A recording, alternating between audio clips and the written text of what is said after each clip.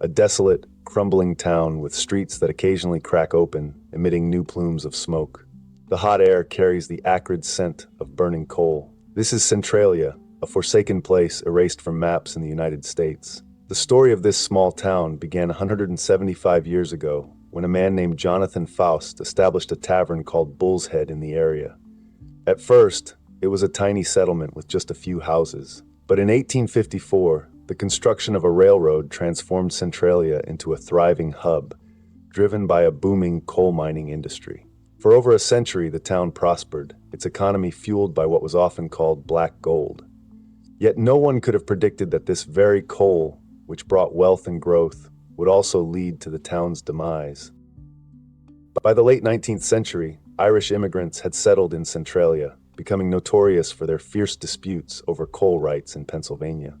Alongside mining, some engaged in looting, robbery, kidnappings, and even murders. Beneath the town lay vast and highly valuable anthracite coal reserves, known for their slow burn and exceptional quality. Ironically, this slow-burning coal would eventually doom Centralia. In May 1962, a fire ignited in one of the town's abandoned mines, which had been turned into an illegal landfill. Shortly before Memorial Day, local officials hired volunteers to clean up the site. Following a common practice, the trash was set on fire to burn it down. Once the flames subsided, they extinguished what remained, or so they thought.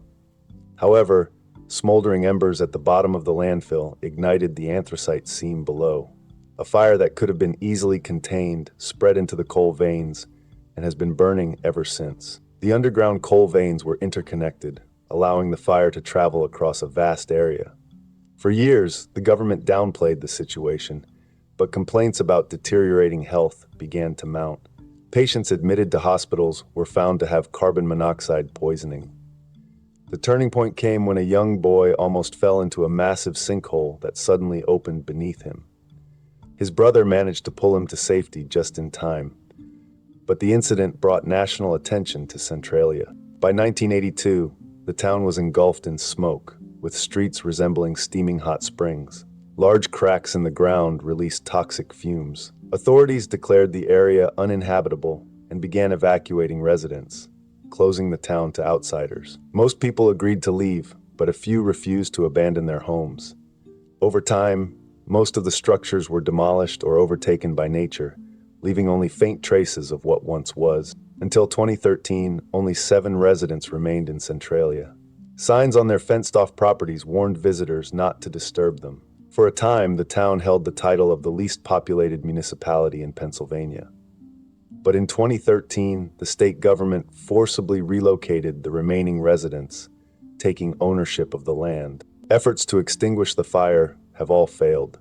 Experts estimate that the anthracite seams could continue burning for another 250 to 300 years. Centralia has been stripped from maps and postal systems, but its eerie legacy and post-apocalyptic appearance have inspired some of the most haunting locations in horror films, including Silent Hill. Today, Centralia attracts thrill-seeking tourists. Access is heavily restricted, with blocked roads and warning signs cautioning visitors of the dangers. The ground is unstable, and sinkholes can appear without warning. Adventurous visitors often bring thermometers to measure the ground's heat. In some spots, the surface temperature reaches 148.65 degrees Celsius. This once thriving town, home to vibrant communities, now serves as a grim reminder of the destructive consequences of human negligence toward the environment. Have you heard of other places like this? Share your thoughts in the comments below.